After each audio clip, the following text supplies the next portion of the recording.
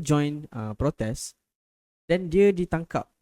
Adakah penganjur ada plan dia ataupun dia punya prosedur dia?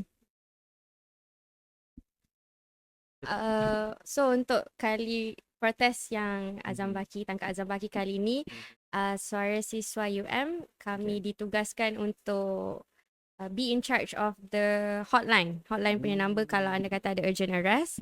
So kami ada sediakan hotline di mana kalau adanya penangkapan berlaku, boleh call hotline tu dan kami akan sediakan bantuan guaman.